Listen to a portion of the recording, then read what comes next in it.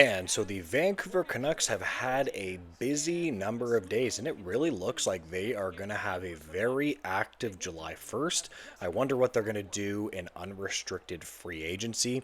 Now, we're going to be talking about three things today. One pretty much is confirmed, which is the biggest, most exciting thing to me. And I'm going to start off with the most concerning thing. So I'm going to start off with a little bit of negativity right now. Now, to be fair, we don't actually know what the numbers in this contract negotiation are, but it just has me a little bit worried. Apparently, the Canucks and Thatcher Demco are talking a new contract, and this has me a little bit worried. Now, I don't know what the number is, but it depends on what he gets. Thatcher Demko last year had an 889 save percentage. He's had injury issues, it's just a fact, and this is where I'm starting to get worried. Now, I wouldn't mind having Thatcher Demko back if it is for a very reasonable contract. Let's say Thatcher Demko decides to take a little bit of a haircut to stay in Vancouver. I think that this is going to be completely fine, and in fact, I would like it. He's a veteran goalie. Yeah, he might have some injury issues, but as long as he's not getting paid all that much, not at all. I don't mind it at all. But that has me worried. I am not a fan of paying goalies big money, okay? Especially having two big money goalies. Let's not forget, they paid Kevin Lankinen like $5 million, or about $5 million times 5 years. That is a lot. So if they pay him for a long-term contract, they're going to have a lot of money tied up in goaltending and an injury issue goalie. Now, if you can bring him in for an affordable contract that's short term, I personally wouldn't mind that at all. You know, it's interesting. On the Vancouver Canucks subreddit, I was actually looking at it, and a lot of people seem to really like that he might be re-signing. I just really don't, unless the number is low and the term is low as well. I do not like committing to goalies at all.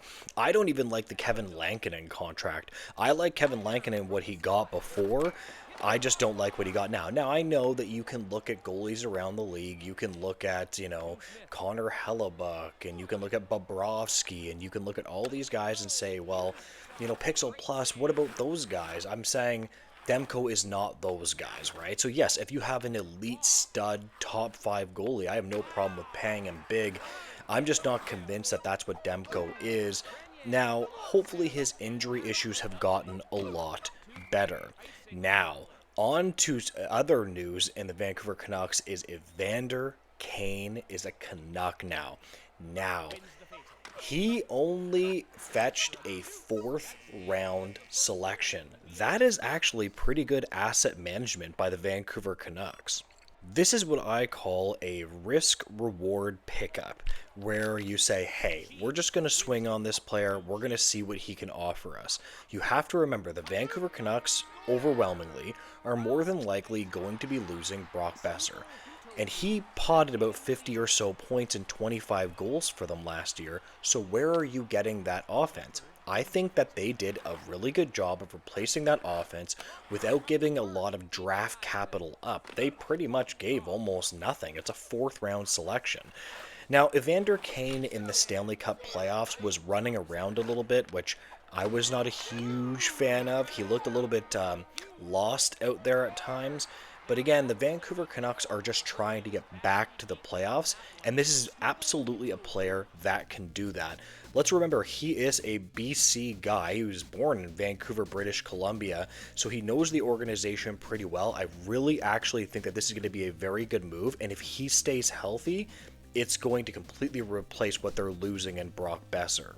Now, the final move, or actually the confirmed move, like this is pretty much confirmed at this point, is that Connor Garland on July 1st will be re-signing with the Vancouver Canucks. Now, this is like 99%. We don't know for sure. It is, of course, possible that that completely changes, just to give a caveat. But at the end of the day, it looks like he's re-signing. And I actually really, really like this. Connor Garland is a diminutive player. He could probably give you around 50 points. I tend to like players with a little bit of size, but at the end of the day, 50 points is valuable.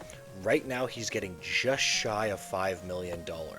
This is the rumor where he's getting $6 million times 6 years. About $36 million is the rumor right now. Honestly, in my opinion, I think that's completely fair for a top 6 forward. Let's not forget, if he gets 6 years, that will take him to about his mid-30s. That's actually not bad at all. And let's remember, over the next 6 years, the cap is going to go way, way up. So they are locking in a top 6 forward at $6 million. He's going to probably be able to pot you 50 points. What's wrong with that? Then they're going to be able to allocate all of their other cap space and say, okay, we're going to try to improve in other areas. I really think this is a smart move by him. And I think it's a smart move for Connor Garland and the Vancouver Canucks. It just makes a lot of logical sense. Let's not forget, Connor Garland was only 1 year away from unrestricted free agency. He was hitting the UFA market next year in 2026, but he chose not to. I'm actually really surprised by this. I thought that they were going to move on from this player, but he just tried to figure it out. Apparently he had some kind of change of heart where he just really likes Vancouver and really wants to stick around. And let's be clear, Connor Garland has actually probably taken a little bit of a haircut. If he waited it out until the cap went up a little bit more, he probably could have gotten an extra 500, maybe $1 million, maybe it could have pushed it to $7 million on a desperate team or something like that. So I think that this is pretty clear that Connor Garland has taken a little bit of a haircut here. So it's always great for American players to see American players at least taking a haircut to stay in a Canadian city. You usually don't see that at all, not even a little bit.